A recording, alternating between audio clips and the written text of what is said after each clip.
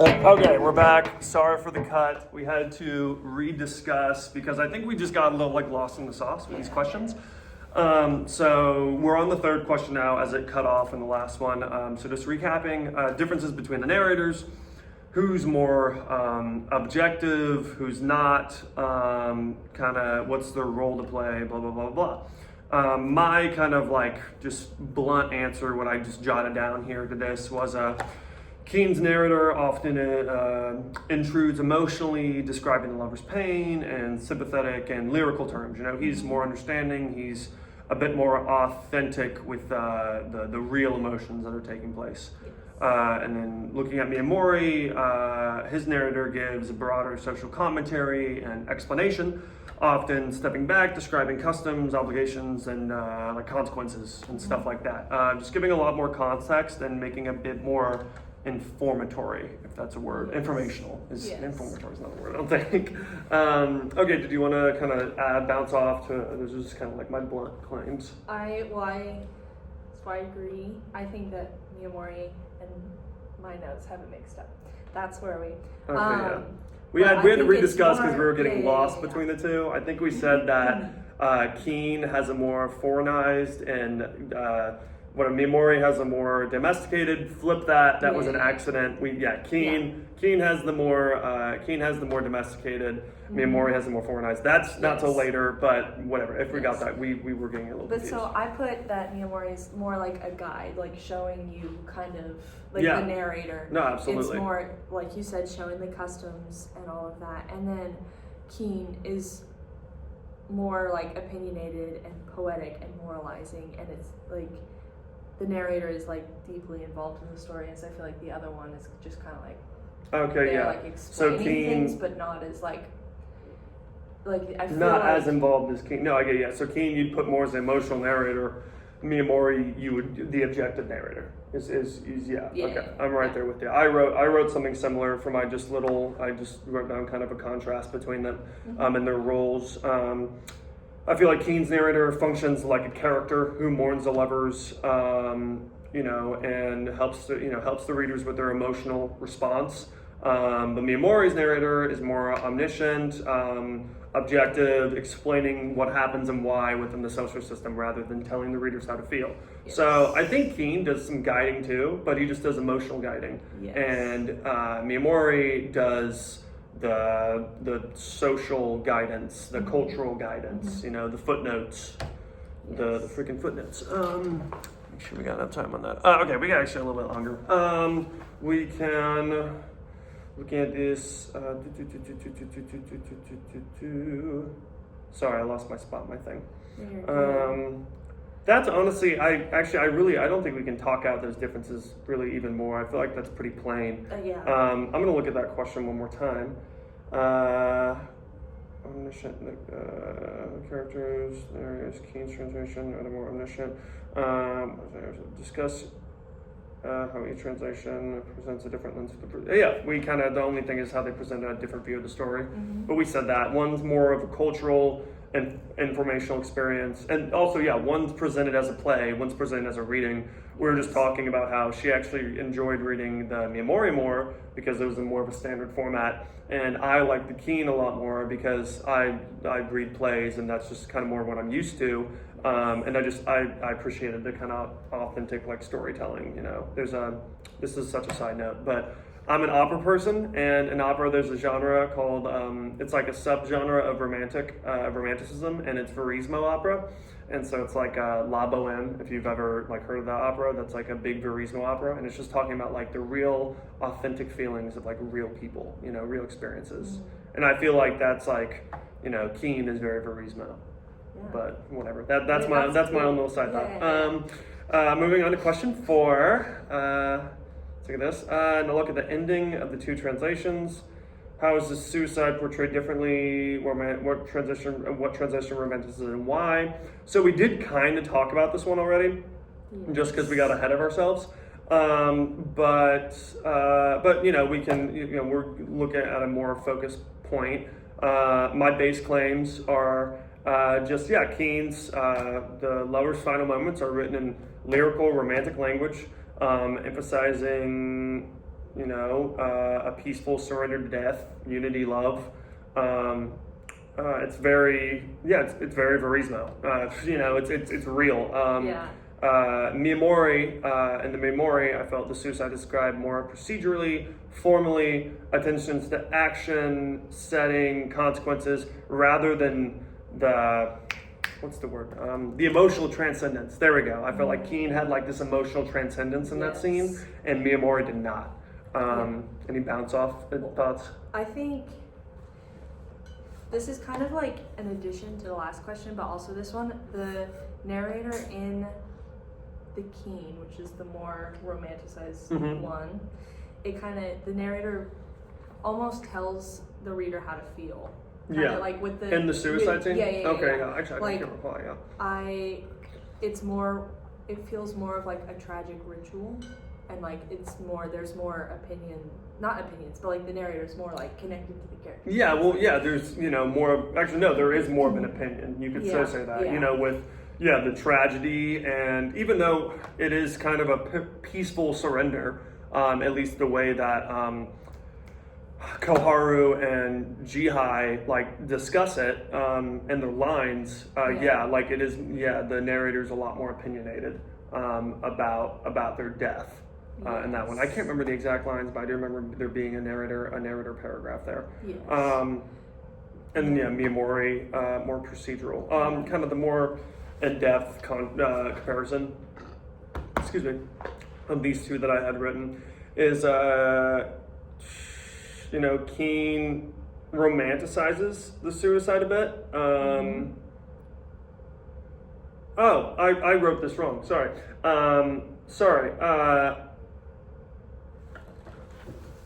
Pause that button. Okay, we're back. We had to reference the text there for a second because I just had a thought. And so we talked about the text a little bit, and we just want to reemphasize, Keen's narrator, more emotional. He's, oh wait, sorry. The scene at the end. Keen romanticizes the suicide by focusing on love as the ultimate justification and by making death feel beautiful, spiritual, and meaningful. Miyamori presents the act more as a tragic outcome of social constraints, emphasizing its gravity and inevitability rather than its romance. One of the things that we looked at just now was the narrator's comment on the last scene, and just the one thing that you can kind of look at is, actually I can read it because I got it. For the Keen, the tale is spread from mouth to mouth. People say that they who were caught in the net of Buddha's vow immediately gained salvation and deliverance. And all who hear the tale of the love suicides at Enijima are moved to tears. That's the Keen, What's your first response to that when you hear that? I think it's more. Wait. I'll read it again. I'll read it. No, it's all right. No. I'm gonna. Okay. I'm just gonna read it. I'm gonna read the highlighted part, and I just want you to tell me what you think. People say that they who were caught in the net of Buddha's vow immediately gained salvation and deliverance. Keen's narrator wrote that right after they killed each other. Yeah. So that seems like that's pretty hopeful, right? Yes. Yeah. It's more connected. If you saw a double suicide, you wouldn't think like, oh yeah, they're gonna be happy together. Yeah. You wouldn't think how he's thinking right there. No. And that's very romanticized, very narrative. But the Miyamori, all that's wrote is the melancholy news was swift and spreading. Many an eye there was filled with tears as telling of double suicide at Emijima. Very just blunt. That's the situation. That's what happened. And honestly, while Keen extrapolates on the emotional aspect of it more, Miyamori puts a very more accurate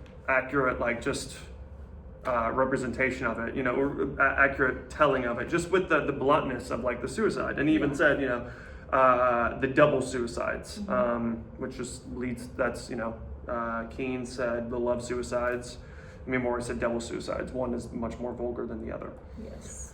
So now that was 4, I'm pretty sure, and now we're moving to 5. And we've kind of discussed 5 quite a bit on accident, but I'm just going to read the exact question word for word. What translation is more domesticating and what translation is more foreignizing in Lawrence Venuti's terms? Why? Make sure to pay attention to the quality and quantity of footnotes in each translation. So, footnotes, footnotes are coming from the Miyamori. Let me go back to my last slide here, my last little thing. Yeah, footnotes are coming from the Miyamori. The foreignized version is the Miyamori, just from what we've seen from the Venuti reading, from what we've gone and looked back from the PowerPoints and the professor's lectures. Miyamori, he retains culturally specific terms and formal language, when they're introducing Tahi, they call him, in the Miyamori version, they say the bondless Tahi, versus the Keen version, they say the lone wolf Tahi. Yes. The lone wolf that's an American phrase. So it's just, immediately domesticated, they domesticated the bondless phrase. That's like the true translation in the Miyamori. They turned that into the lone wolf.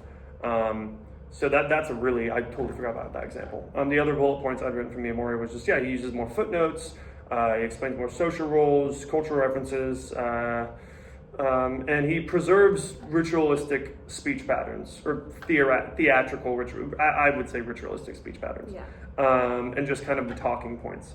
Do you have anything kind of like on Keen's take to it? Well, I was going to agree with you on the Miyamori. Yeah. Well, obviously, but it reminds the reader that it's a foreign text, like with all of the footnotes explaining the cultural significance of some things. I think that I don't know what I'm trying to say with that. No, but you don't forget. emphasizes. Well, because there was a lot of discussion in the Venuti reading about the effect of not realizing that you're reading a translation. Yes. And how the different translations, I don't know, the way that I interpret it was not going to a sidestep to the Venuti reading. The way I interpreted how she talked about different translations was how we would talk about different editions of music, or different text settings, what's some famous text setting that's been set a billion times. I'm trying to think. Did you ever do choir when you were in high school? You only did instruments. Okay. I'm an orchestra kid. Okay, sorry. Some orchestra kids were choir kids. Whatever, but different editions of the same music, different text settings of the same music, different versions of the same piece.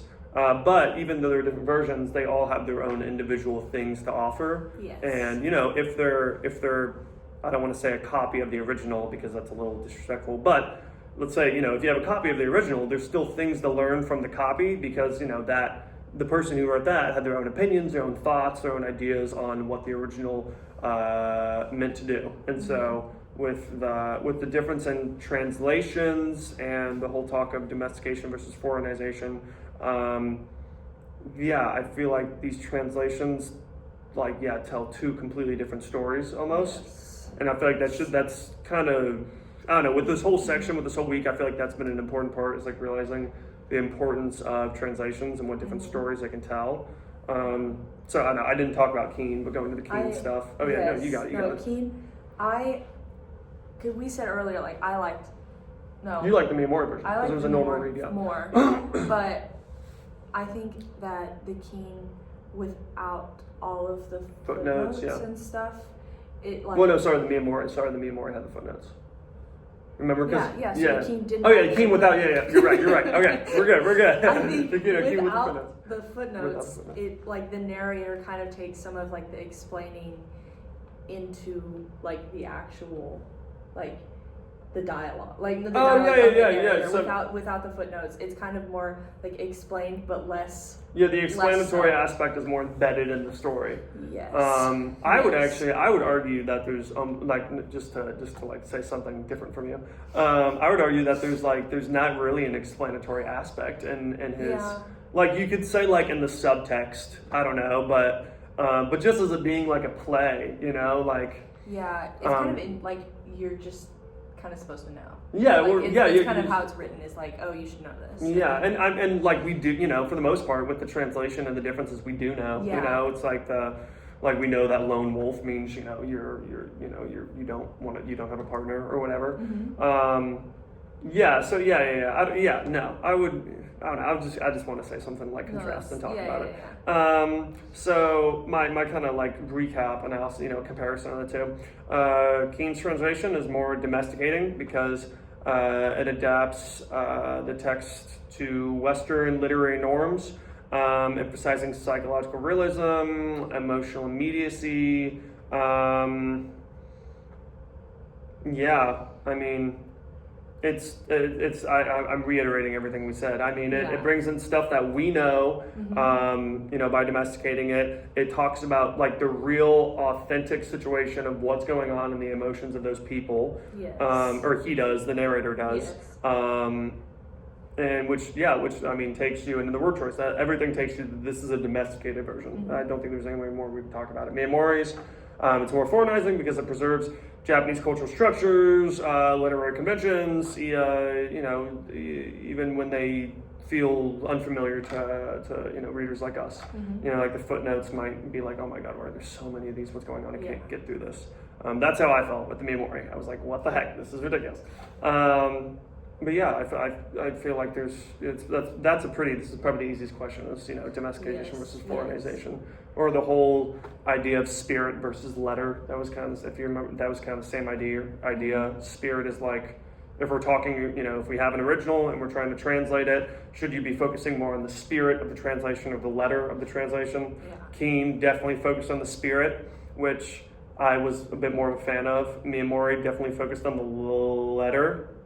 Yes, making sure I said that right, which she was more of a fan of.